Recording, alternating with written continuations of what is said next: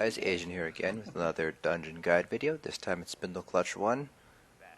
You can see we've already beaten the first boss. I did not hit record in time. The first boss is pretty easy, doesn't have any mechanics. Spit some poison out, just avoid the poison. That's pretty much it for the first boss.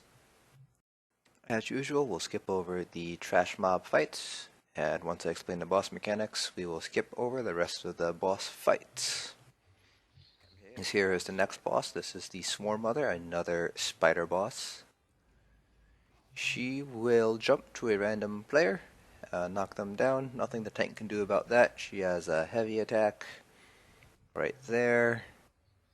And she'll also summon some spider adds. That's the jump attack. She'll summon some spider adds and she'll launch the slowing web attack that all spiders do. Pretty straightforward, not that difficult of a fight. Yeah, we're just going to skip over the rest of the fight. Continuing onward, throwing out some trash. These next two bosses are going to come with a lot of adds, so DPS, use your AoE abilities to burn down the adds as quickly as possible. Cerise the Widowmaker, she's the boss right there. If you have a ranged taunt, you should use it right away so you can pull her out from the large group of adds, as you can see there. She fights as a normal Nightblade. She will have a heavy attack. She does a twirl attack.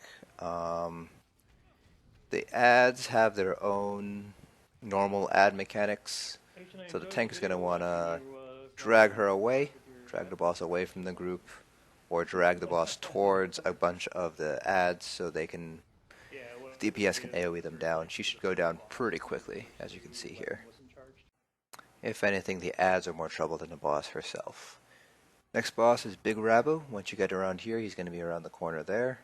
Again, tank's going to want to try to pick him out and use a ranged taunt to pull him away. He fights as a Dragonite, so he will randomly pull a random player towards him.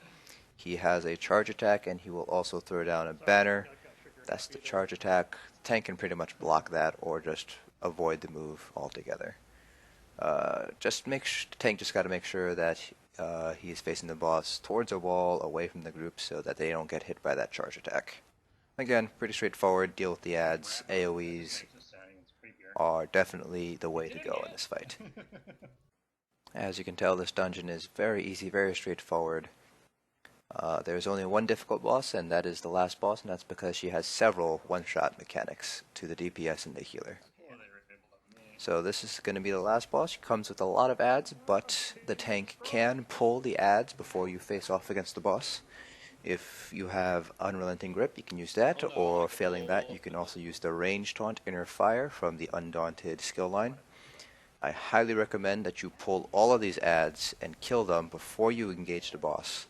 Otherwise, you'll have to engage the boss while fighting all these adds, and that does not make for a fun time. We're going to skip ahead to the point where we actually pull the boss. For this boss, there's going to be a lot of mechanics where you're going to need to pay a lot of attention to what she's doing. I'm going to pull the boss here. Tank, face her in this direction, and you'll see why in a second. She's going to turn, she's going to target a random player and hit them with a spit attack. Nut managed to survive that because he has enough health.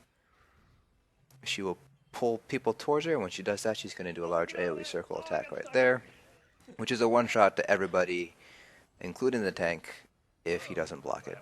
You saw there that was her other attack. She will turn and face a random player and launch a ball of poison or a ball of light. That is also pretty much a one-shot to the healers and DPS. There it is. Oh, nope, never mind. That's a pull. Yeah, so you can see there that you can block that giant AoE circle attack as a tank, but it does hit for a lot of damage. That took me down from full health to about 20%. So you're going to want to roll out of that.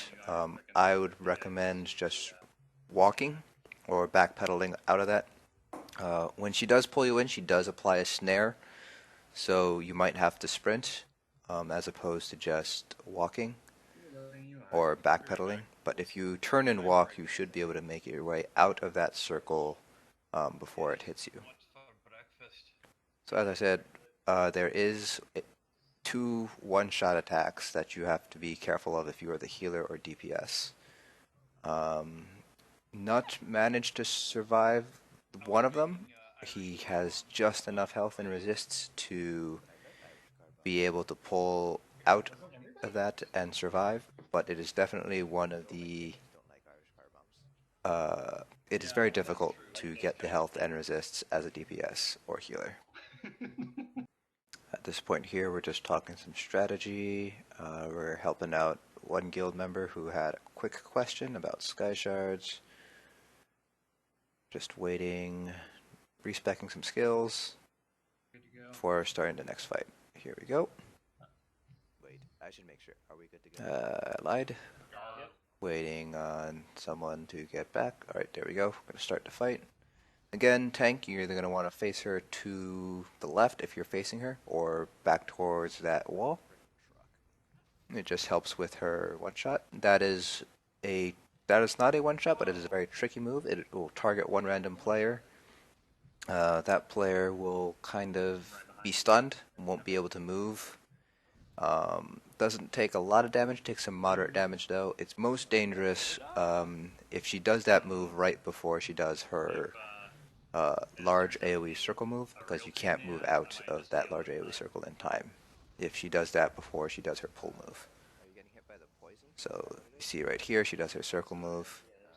It's possible to get out, but it's definitely a little bit nervous. You don't want that to happen to you. So tank needs to face her away because she will face a random player. You see there that Nut managed to dodge that move. Didn't manage to dodge it the second time though. So that's the only way you can get out of that one shot. You need to dodge roll out of the hit. Because of that, you're going to want to keep your stamina pulls up. Healer, if the healer's a Templar, definitely use shards to help restore everybody's stamina.